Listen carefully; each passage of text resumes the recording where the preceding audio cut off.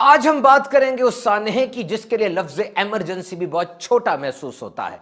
गजा के अंदर 32 अस्पतालों में से 12 बंद पड़े हैं, काम नहीं हो रहा, और जो बाकी चल रहे हैं उनमें भी फ्यूल, साफ पानी और दीगर चीजें तेजी से कम होती चली जा रही हैं। डॉक्टर्स और नर्सेस या तो शहीद हो चुके हैं या वहां मौजूद नहीं हैं। इस वीडियो बनाने से पहले हमने जो लेटेस्ट अपडेट ली, पता चला कि अभी 24 घंटे में 700 मजीद शहादतें हुई, जिनमें 203 बच्चे और 173 खवातीन समेत बहुत से बूढ़े अफराद भी शामिल हैं।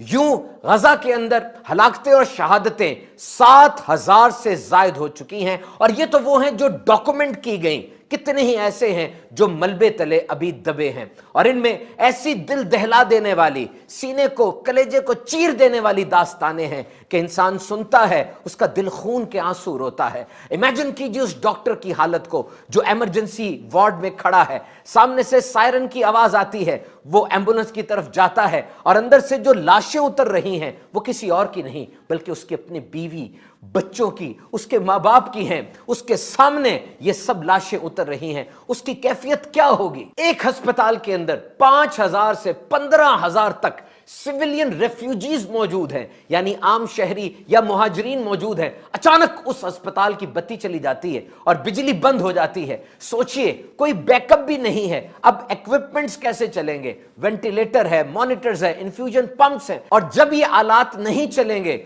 तो उन मरीजों का हाल क्या होगा? गजा के शिफा अस्पताल में इंक्यूबेटर्स के आगे एक बड़ी उम्र की नर्स खड़ी रो रही हैं और दुनिया को बता रही हैं कि ये इंक्यूबेटर्स, ये एक छोटा सा संदूक होता है जिसमें नौजायदा, नए पैदा होने वाले बच्चे को रखा जाता है ताकि उसकी जान बचाई जा सके। वो दिखा रही है कि देखो, इस इंक्यूबेटर के ऊपर वार्निंग साइन ऑन हो चुका है। इन बच्चों को गर्मी चाहिए, इन बच्चों को दवाइयां चाहिए, लेकिन हमारे पास फ्यूल नहीं है, हमारे पास ईंधन और ऑक्सीजन नहीं है, और अगर ये चीजें इन बच्चों को ना मिली, ये बच्चे जिंदा नहीं रह पाएंगे। इस खित्ते में इमदाद का पहुंचना बहुत मुश्किल हो चुका है। बीबीसी की एक रिपोर्ट के मुताबिक there is no safe place in Gaza.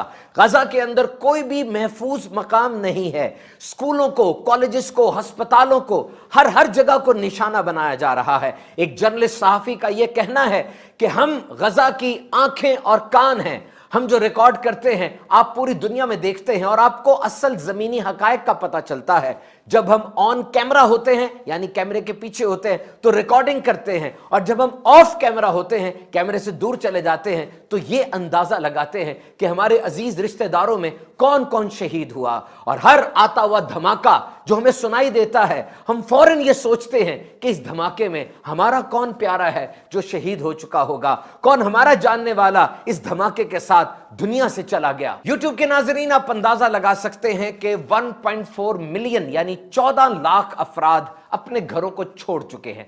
Humanitarian crisis is getting worse day by day. संगीन सूरत हाल है, बहुत ज्यादा। WHO के मुताबिक एक शख्स को कम से कम 15 लीटर पानी चाहिए होता है, जबकि फलस्तीन में पानी की अवेलेबिलिटी एक बंदे को 1 से 3 लीटर है, जो कि बहुत कम है। अम्माद अब्बास, जो अभी 10 माह पहले इंग्लैंड से गजा में आए थे, इस वक्त तो कहते हैं कि we are struggling for everything, हमें कोई चीज भी मुयस्सर नहीं है, और 2 बेडरूम के कमरे में हम 50 अफराद इकट्ठे मौजूद हैं। सुबह मुझे आधा सैंडविच मिला जो मेरे और मेरे बच्चों के लिए था। हालात की संगीनी का अंदाजा कीजिए।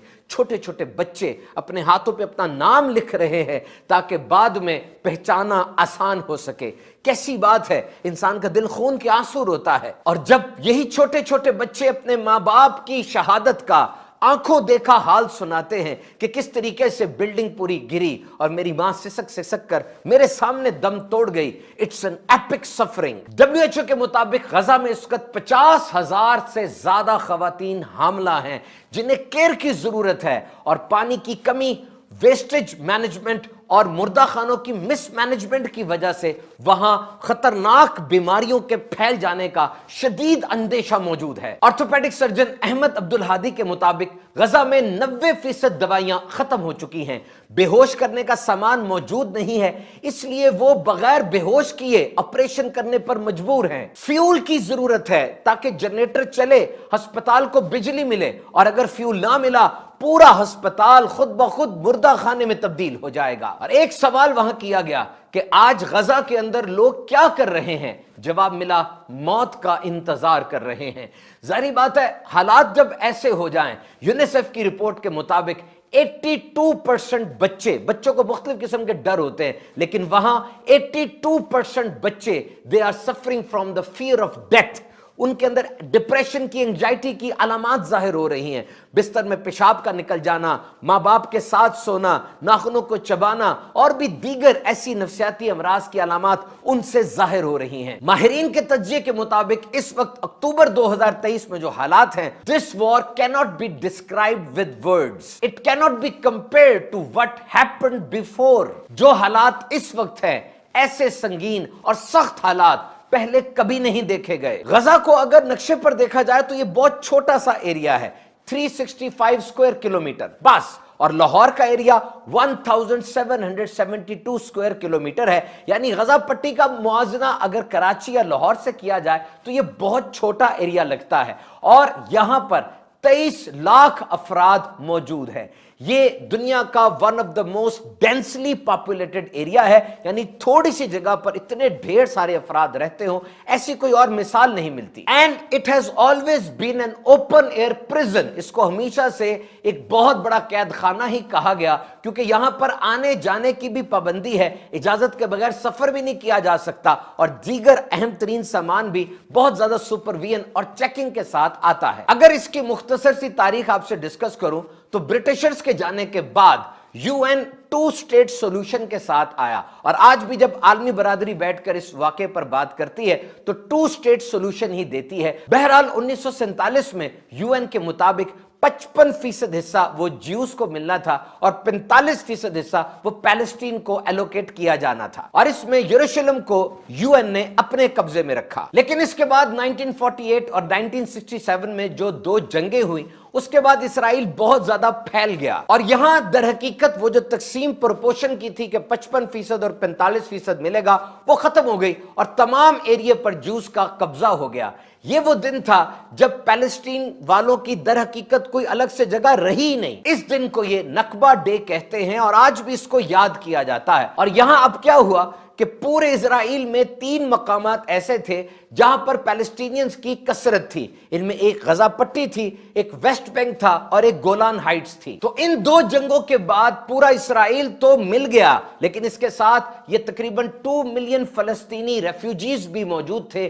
اب ان کا کیا کیا جائے؟ تو ویسٹ بینک، گولان ہائٹس اور غزہ پٹی کے اوپر انہیں محصور کر دیا گیا۔ ان کے ارد گرد چیکس اور سپرویژن، سخت سرویلنس رکھ دی گئی۔ واٹر سپلائی ہو یا دیگر ایمینٹیز آف لائف، وہ بھی سب اسرائیل سے ہی ان کو جاتی ہیں، اور ہر قسم کی موومنٹ کے لیے ان کو اجازت لینی پڑتی ہے۔ اور یہ یاد رہے کہ 23 لاکھ کی آبادی میں آدھے سے زیادہ بچے ہیں، اور ابھی جتنی شہادتیں ہوئیں ان میں سے 60% بچے اور عورتیں ہیں۔ صورتحال کی سنگینی کا اندازہ اس وقت ہوگا جب آپ اس واقعے کو اپنے اوپر لے کر دیکھیں۔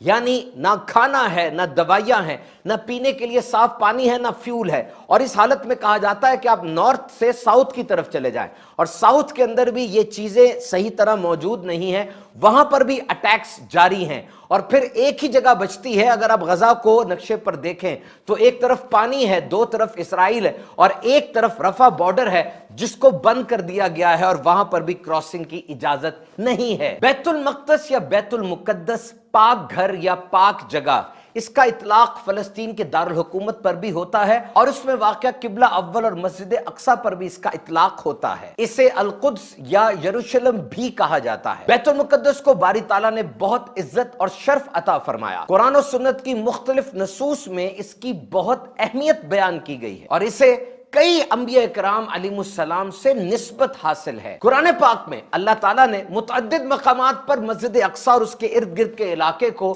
پاک اور بابرکت فرمایا ہے۔ قرآن مجید میں ارشاد ہوا، پاک ہے وہ ذات جس نے اپنے بندہ خاص کو رات کے کچھ حصے میں مسجد حرام سے مسجد اقصی تک سیر کرائی، جس کے ارد گرد ہم نے برکتیں رکھی ہیں تاکہ ہم اسے اپنی عظیم نشانیاں دکھائیں، بے شک وہی سننے والا اور دیکھنے والا ہے۔ بیت المقدس میں اللہ تعالیٰ نے دینی اور دنیاوی طور پہ برکتیں رکھی ہیں۔ دینی برکت یہ ہے کہ اس سرزمین پر انبیاء کرام علیہ السلام پر وحی نازل ہوتی رہی، اور یہ سیدنا موسیٰ علیہ السلام کے بعد تمام انبیاء کرام کی جائے عبادت رہی، اور ویسے وہاں قرب و جوار میں نہروں کی اور درختوں کی کثرت ہے، جس کے سبب یہ بہترین عیش اور راحت کا مقام ہے۔ یہ سرزمین پہلے بھی بابرکت تھی، لیکن اس کی برکتیں اپنے عروج پر پہنچ گئیں جب سفر معراج میں نبی اکرم صلی اللہ علیہ وسلم نے پہلے مرحلے میں اپنے قدم مبارک اس جگہ پر رکھے، اور یہی وہ حسین منظر ظاہر ہوا کہ جب تمام انبیاء کرام علیہ السلام نبی آخر الزمان صلی اللہ علیہ وسلم کے پیچھے صف بستہ تھے،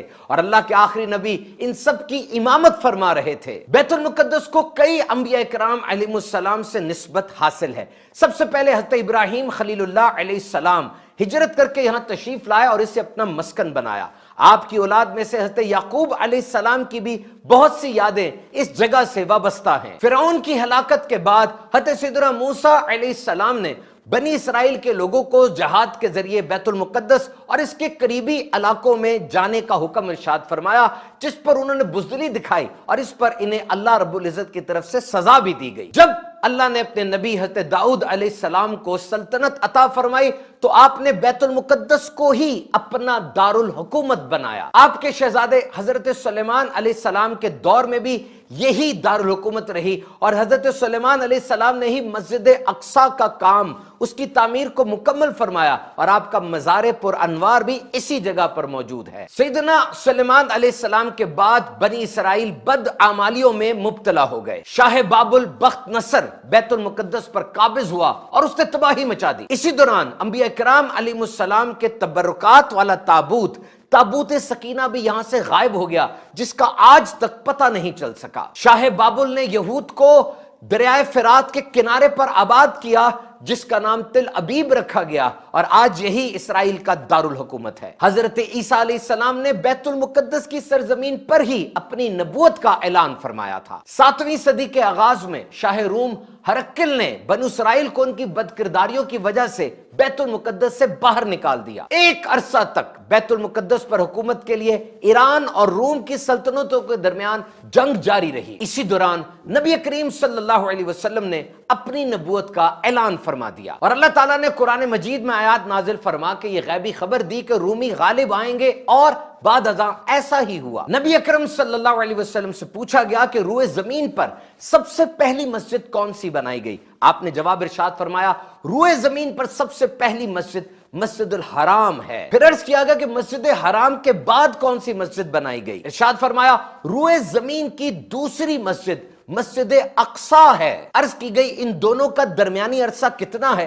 فرمایا مسجد حرام کی تعمیر کے 40 سال کے بعد مسجد اقصی بنائی گئی، اور پھر ارشاد فرمایا میرے دنیا میں آنے کے بعد پوری زمین سجدہ اور نماز کے لائق ہے، جس پاک جگہ بھی چاہو نماز پڑھ سکتے ہو۔ جب سیدنا سلیمان علیہ السلام نے مسجد اقصی کی تعمیر مکمل فرمائی اور اس خوشی میں جانور ذبح کیے تو اللہ تعالیٰ نے فرمایا میں اپنے گھر کی تعمیر پر خوش ہوں، آپ جو چاہیں مانگے میں عطا کروں گا۔ انہوں نے اللہ تعالیٰ سے 3 دعائیں مانگی۔ نمبر 1، اے اللہ میری پہلی دعا یہ ہے کہ میرا ہر فیصلہ تیرے فیصلے کے مطابق ہو، یعنی میرا فیصلہ تیری مرضی کے خلاف نہ ہو۔ دوسری درخواست یہ تھی مجھے ایسی بادشاہی عطا فرما کہ میرے بعد کسی کے لائق نہ ہو۔ اور تیسری التجا یہ ہے کہ جو شخص بھی اس مسجد اقصی میں نماز پڑھنے کے لیے آئے اس کی کوئی اور دنیاوی غرض نہ ہو تو اس کے تمام گناہوں کو معاف فرما دے۔ نبی کریم صلی اللہ علیہ وسلم نے فرمایا کہ حضرت سلیمان علیہ السلام کی پہلی 2 دعائیں تو قبول ہو چکی ہیں، اور تیسری کے بارے میں میری امید اور دعا ہے کہ وہ بھی قبول ہو۔ رسول اللہ صلی اللہ علیہ وسلم جب مدینہ پاک میں تشریف لائے تو 16 ماہ آپ نے بیت المقدس کی طرف منہ کر کے ہی نماز ادا فرمائی، پھر آپ خانہ کعبہ کی طرف پھیر دیے گئے۔ ایک شخص جو نبی پاک صلی اللہ علیہ وسلم کے ساتھ نمازیں پڑھ چکا تھا انصار کے کچھ لوگوں کے پاس سے گزرا تو اس نے کہا میں گواہی دیتا ہوں کہ رسول اللہ کا رخ کعبے کی طرف کر دیا گیا ہے، اور وہ لوگ کعبے کی طرف پھر گئے۔ 17 ہجری کو امیر المومنین سیدنا عمر فاروق اعظم رضی اللہ تعالیٰ عنہ کے زمانے میں مسلمانوں نے فلسطین کو فتح کیا، اور اسی طرح بیت المقدس بھی مسلمانوں کے زیر انتظام آ گیا۔ روایات کے مطابق اسلامی افواج امین امت حضرت ابو عبیدہ بن جراح رضی اللہ تعالیٰ عنہ کی زیر قیادت جب اس مبارک شہر کے پاس پہنچی 4 ماہ تک سخت لڑائی ہوتی رہی، لیکن کوئی نتیجہ نہ نکلا۔ بالآخر بڑے راہب نے دیوار پر کھڑے ہو کے یہ بات کہی کہ سنو، ہمارے اس شہر کو صرف ایک ہی شخص فتح کرے گا، اور جو اوصاف اس شخص میں ہیں وہ ہماری کتابوں میں لکھی ہیں اور تم میں وہ اوصاف نہیں ہیں۔ پوچھا گیا تمہاری کتابوں میں کیا اوصاف لکھے ہیں؟ اس نے کہا وہ محمد صلی اللہ علیہ وسلم کا صحابی ہوگا، اس کا نام عمر بن خطاب اور لقب فاروق ہوگا، وہ دین کے معاملے میں نہایت سخت گیر ہوگا، اللہ کے کاموں میں کسی ملامت کرنے والے کی ہرگز ملامت کی پرواہ نہیں کرے گا۔ حضرت ابو عبیدہ نے جب یہ سنا تو مسکرا کر ارشاد فرمایا رب کعبہ کی قسم ہم نے یہ شہر فتح کر لیا، اور پھر اس سے کہا کہ اگر تم یہ بات کرتے ہو تو سن لو، جو اوصاف تم نے بتائیں وہ ہمارے خلیفہ ہیں عمر فاروق اعظم رضی اللہ تعالی عنہ ہیں۔ راہب نے کہا پھر تم جنگ روک دو اور ان کو بلاؤ، ہم انہیں دیکھیں گے، اور اگر یہ اوصاف ان میں ہوئی ہم یہ شہر تمہارے سپرد کر دیں گے۔ ابو عبیدہ بن جراح رضی اللہ تعالیٰ عنہ نے سیدنا عمر فاروق اعظم رضی اللہ تعالیٰ عنہ کو خط بھیجا، اور جب سیدنا عمر فاروق اعظم وہاں تشریف لاتے ہیں، راہب غور سے وہ نشانیاں دیکھتا ہے اور پھر اعلان کرتا ہے خدا کی قسم یہی وہ شخص ہیں جن کے اندر میں وہ صفات دیکھ رہا ہوں جو ہماری کتابوں میں لکھی ہیں، خدا کی قسم انہی کے ہاتھوں پہ ہمارا یہ شہر فتح ہوگا۔ وہ لوگ جلدی جلدی قلعے سے اترے، دروازے کھل گئے اور وہ امیر المومنین سے صلح اور امان کی درخواست کرنے لگے۔ آپ نے اللہ کا شکر ادا کیا، امن و امان اور عہد و پیمان کا اعلان کیا، اور فجر کی نماز کے بعد ایک شان سے بیت المقدس میں آپ دیگر مسلمانوں کے ساتھ داخل ہو گئے۔ فتح فاروقی کے بعد تقریباً 4 سال بیت المقدس مسلمانوں کے پاس رہا، اور پھر اندرونی خلفشاریوں کے بعد کروسیڈ سے یہ بیت المقدس مسلمانوں کے پاس سے نکل گیا۔ 88 سال صلیبیوں کے پاس رہنے کے بعد سلطان صلاح الدین ایوبی رحمت اللہ تعالی علیہ نے اس کو فتح کیا، اور پھر 700 سال تک بیت المقدس مسلمانوں کے پاس رہا، اور پھر 11 ستمبر 1917 کو جب خلافت عثمانیہ ختم کی گئی، اور پھر اب تک یہ بیت المقدس اور اس پورے ایریا کے بارے میں بہت سے پلانز، بہت سے پیکٹ ہوتے چلے جا رہے ہیں۔ پوری عالمی برادری 2 اسٹیٹ سولوشن کا حل پیش کرتی ہے، لیکن اس کے اوپر کوئی پیش رفت ہوتی نظر نہیں آتی، اور آج اکتوبر 2023 میں جو حالات ہیں وہ ہم نے ویڈیو کے شروع میں آپ سے بیان کر دیے ہیں۔ اور اب ان حالات میں ہم کیا کر سکتے ہیں، جنرل پبلک کی کیا رسپانسبلٹی بنتی ہے؟ دیکھیے بیت المقدس میں امداد بھیجنا بیت المقدس جانے کی مانند ہے۔ نبی اکرم صلی اللہ علیہ وسلم کی آزاد کردہ باندی حضرت میمونہ رضی اللہ تعالیٰ عنہ عرض کرتی ہیں یا رسول اللہ صلی اللہ علیہ وسلم ہمیں بیت المقدس کے بارے میں کچھ بتائیے۔ آپ صلی اللہ علیہ وسلم نے ارشاد فرمایا وہ قیامت کے لیے اٹھائے جانے اور جمع کیے جانے یعنی محشر کی سرزمین ہے، تم وہاں جاؤ اور وہاں نماز پڑھو، کیونکہ وہاں ایک نماز پڑھنا دوسری جگہوں کی 1000 نماز کے برابر ہے۔ میں نے عرض کی اگر میں وہاں نہ جا سکوں اور اس کی استطاعت نہ رکھوں تو کیا کروں؟ آپ صلی اللہ علیہ وسلم نے ارشاد فرمایا وہاں کے لیے تیل ہی بھیج دو جو وہاں کی قندیلوں میں جلایا جا سکے، جس نے ایسا کیا وہ بھی وہاں جانے کے مانند ہے۔ اور آج دعوت اسلامی کا شعبہ FGRF فیضان گلوبل ریلیف فاؤنڈیشن، جی ہاں آپ کا پر اعتماد ادارہ جو ترکی میں زلزلے میں، پاکستان میں سیلاب میں، کرونا کے دنوں میں بہترین فلاحی کام کرتا رہا، جس کے تحت آج بہت سے ادارے بھی چل رہے ہیں، اور ہم 20 اکتوبر والے دن آن فرائیڈے پہلی دفعہ ہم نے الحمدللہ فلسطین میں غزہ کی اس پٹی کے اندر کھانے کی ترسیل کا کام شروع کیا۔ ملاوی، ترکیہ اور UK کی FGRF کے اس اشتراک سے اندر ایسے کنیکشنز ہم نے بلٹ اپ کیے کہ وہاں اب تازہ کھانا، فریش کھانا وہ تقسیم کیا جا رہا ہے۔ آپ بھی FGRF کے ذریعے اپنی امداد فلسطین کے، غزہ کے ان مسلمانوں تک آسانی سے پہنچا سکتے ہیں۔ اور آج یہ جو ایک جملہ کہا جاتا ہے کہ یہ دعا کا وقت نہیں بلکہ عملی اقدامات کا وقت ہے، مفتی علی اصغر صاحب دامت برکاتہم العالیہ بڑا پیارا اس کا جواب ارشاد فرماتے ہیں۔ آپ کہتے ہیں کہ دیکھیے عملی اقدامات وہ اسباب ہیں جبکہ دعا یہ مسبب الاسباب ہے۔ نبی کریم صلی اللہ علیہ وسلم کی عادت کریمہ تھی کہ آپ دعا کو پہلے اور اسباب کو بعد میں اختیار فرمایا کرتے تھے۔ یاد رہے عملی اقدامات اس وقت تک کامیاب نہیں ہو سکتے جب تک اللہ کی غیبی امداد شامل حال نہ ہو۔ اللہ کی بارگاہ میں التجا کرنا، فریاد پیش کرنا، یہ تو بڑی سعادت اور عبادت کی بات ہے۔ یاد رہے عملی اقدامات جن پر فرض ہیں ان پر قرض ہیں، اور اس حوالے سے ان کی پوچھ گچھ ہوگی، لیکن عام مسلمان دعا سے جو فوائد حاصل کر سکتا ہے اس کا تو انکار نہیں کیا جا سکتا۔ دعا کرنے والا اگر سچا اور مخلص ہو اور مظلوم مسلمانوں کو اپنا گھر کا فرد سمجھ کر دعا کرے تو اس سے اس کی اپنی بے حسی ختم ہوتی ہے، ایک رقت پیدا ہوتی ہے، ہمدردی کا جذبہ پیدا ہوتا ہے۔ اور یاد رہے دعا کرتے وقت انداز شکوے کا یا پریشر کا نہیں ہونا چاہیے۔ نتائج اور انجام نکالنا یہ ہمارا کام نہیں ہے، میرے رب کی خفیہ تدبیر کیا ہے وہی جانتا ہے۔ ہم یہ جانتے ہیں کہ ہم نبی اکرم صلی اللہ علیہ وسلم کے امتی ہیں اور اللہ اپنے حبیب صلی اللہ علیہ وسلم کے صدقے ہم پر رحم فرماتا ہے۔ فاسفورس بم سے وہ تباہ ہوتے مکانات اور وہ جلتی ہوئی ننھے ننھے بچوں کی لاشیں دیکھ کر کیسا بے حس ہوگا وہ انسان جو دعا نہ مانگے، رحم نہ طلب کرے۔ باتیں کرنے والے بہت مل جائیں گے، اپنا محاسبہ کیجئے اور بتائیے کیا واقعی آپ نے تنہائی میں بیٹھ کر ان مظلوم مسلمانوں کے لیے کیا دعا مانگی؟ اور آج معاشرے میں بہت سے ایسے لوگ مل جائیں گے جو اپنے لیے تو دعا کرتے ہیں لیکن دوسروں کے لیے دعا نہیں کرتے۔ یہ اچھا طریقہ نہیں ہے۔ جب بھی دعا مانگے دوسروں کے لیے ضرور دعا مانگے، اور یہ ساتھ ذہن میں رکھیں کہ ہم اللہ کی رضا پہ راضی ہیں۔ بہت سے انبیاء اس کی راہ میں شہید کیے گئے اور کربلا کے میدان میں کیا ہوا ہم سب جانتے ہیں۔ تو ہم دعا مانگتے ہیں، یا اللہ فلسطینی مسلمانوں پہ رحم و کرم فرما اور پوری دنیا میں مسلمانوں کا، اسلام کا اقبال بلند فرما، آمین۔